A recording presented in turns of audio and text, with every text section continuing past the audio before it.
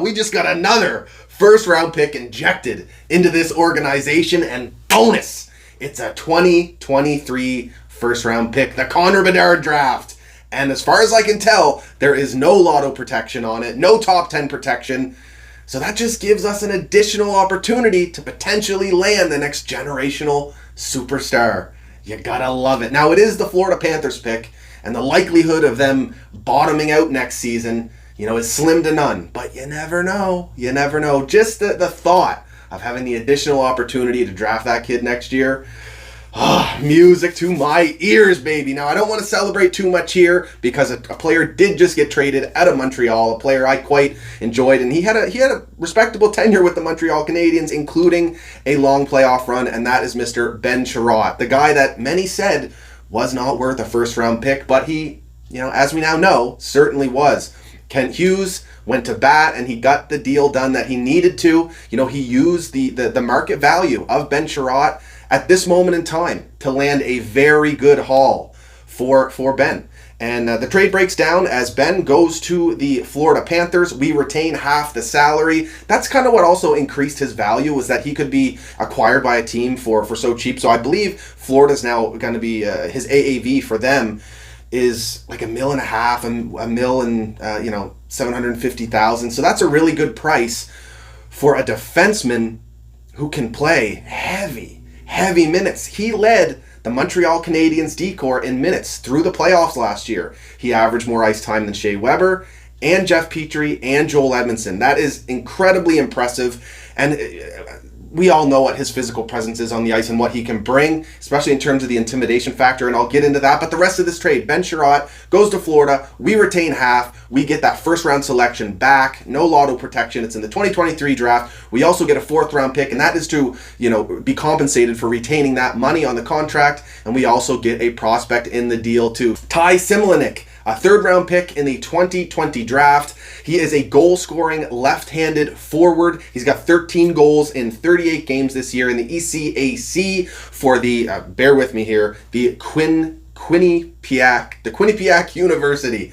So it's nice to get an additional prospect to further bolster the Montreal Canadiens prospect pool, which we all know is absolutely stocked. I literally pulled that information on Ty from HockeyDB, not even gonna bullshit. I know nothing about the kid. However, Kent Hughes is very familiar with the United States Development Program. He has kids in it. He's followed it very closely. So could this be a low-key, strong add to the prospect pool? I'm now very excited to look into the career so far of Ty Simlinik. You can only expect so much from a former third-round pick, but you never know. It'll be interesting to follow. So overall, this is a fantastic deal for the Montreal Canadiens, especially considering the context of how the season has gone, the fact that they're not making the playoffs, and they're able to sell Ben Chiarot, an upcoming unrestricted free agent, to the Florida Panthers for a very, very high price that will help this organization moving forward. I absolutely love it. Now, I do want to take a second here and thank Ben for his service to the Montreal Canadiens. He wore our colors with pride, and he went to battle for us, and it was an absolute treat to watch. He leaves the Habs having scored 17 goals, putting up 29 assists for 46 points over the 164 games that he played for the Habs during his 3-year tenure. Now, what he's going to bring to the Florida Panthers, first of all, I think what's going to really help Ben settle into his game is that he'll have a bit lesser of a role with Florida because they have so much depth. Their D-corps looks fantastic. And in Montreal, Ben, especially this season, has been tasked with a lot of extra responsibility.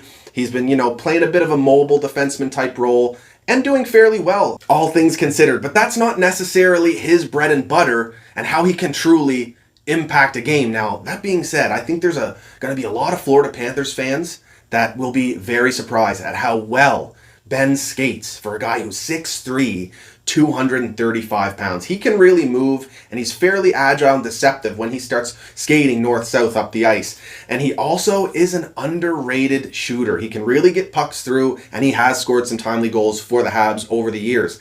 But other than that, his bread and butter, we all know it. He's going to protect home base. He's going to clear the front of the net. He's extremely physical. He's vicious in the corners. He knows when the refs aren't looking to throw in a little cross-check here and there. The intimidation factor is real, especially once you get into the playoffs. He's a leader, and I'm looking forward to see what he does with the Florida Panthers here. And you know what? This cannot be good news to Toronto Maple Leafs fans who very well could see Ben Chiarot in the playoffs yet again. So Florida Panthers fans, I think, it's a hefty price, but if you're seriously looking to go on a playoff run, Ben Chiarot is your guy. It's not only the Montreal Canadiens where he's had, success and a strong impact in the playoffs. He also had a couple runs with the Jets as well. So this is a guy who's proven and has experience and knows, what to do. He knows how to dig deep and play that, the game changes in the playoffs. It just does. And Ben can play that style of hockey. Now, back to the Habs here. I mean, now Ben's off the table. You got to think Arturi Lehkonen is our next, most valuable piece. I definitely think there's going to be teams circling around Kulak because he's an unrestricted free agent. But Arturi Lehkonen as a restricted free agent, on a good contract, having a really strong season, having the reputation of being an exceptionally strong 5-on-5 player, he's clearly the Habs' best trade piece. Now, whether or not he's going to be traded, that's a whole other question because he could fit in with the Habs restructure or what have you because of his age, 26 years old, and the Habs don't seem to want to do that full rebuild. And if you're going to be competing within the next 2 to 3 years, do you really want to be paying up a first-round pick for an Arturi Lehkonen type player in 2 to 3 years' time when you already have him and as a restricted free agent, you might be able to work out a deal. Now, that being said, he could also, be dealt for a high price that could really have an impact on this franchise moving forward. Now, Montreal already has 2 first-round picks for this draft, the 2022 draft. Now we have an additional one, so we have 2 for the 2023 draft as well. Are we really going to be targeting draft picks that heavily, in terms of giving up a really valuable player in Arturi Lehkonen, and not just 1 year of Lehkonen? He's a restricted free agent, so whoever acquires him in a hypothetical deal has the opportunity to extend him.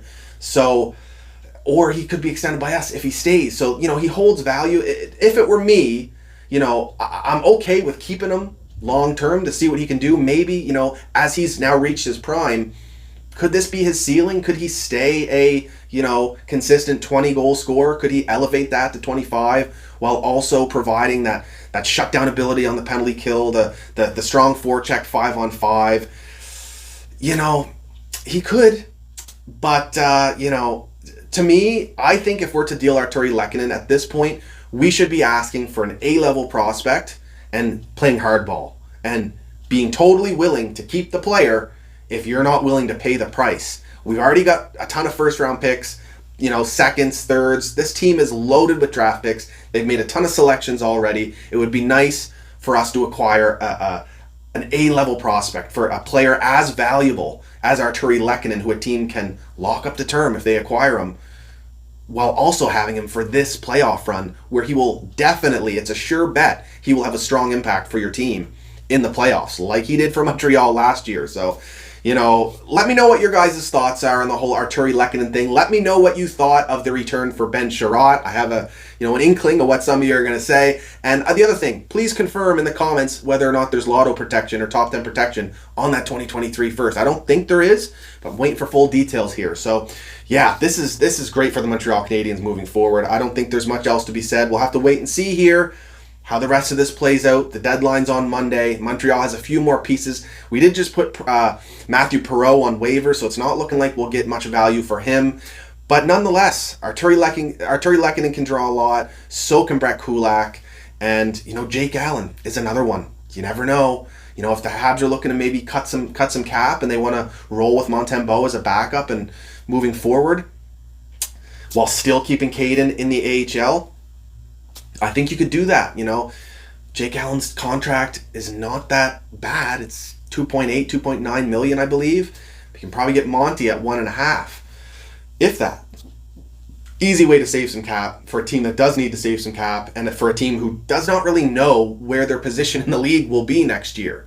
So I know goaltenders don't always go for high value, but if you can snag a second or a third for Jake Allen right now, then maybe use that at the draft, combine it with one of our first as a parlay to move up in the first round, trade a first and a third for a higher first, something like that. It opens up the options. Nonetheless, lots going on. Let me know what you think down in the comments.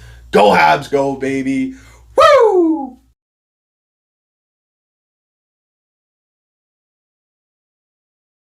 What's going on, guys? Thanks for watching the video, and again, thanks for all the support on this channel over the years. Love y'all. Make sure to check out my sit down in studio with the guys from Habs Unfiltered. They run a great podcast. They're local to Nova Scotia, military guys, absolute studs. So check that out. We talked pretty much everything. The other thing, I got some plans here to bring in some more pod stars, whether that's in studio or through Zoom, to have some laughs, talk some hockey, maybe get buzzed up and baked. We will see.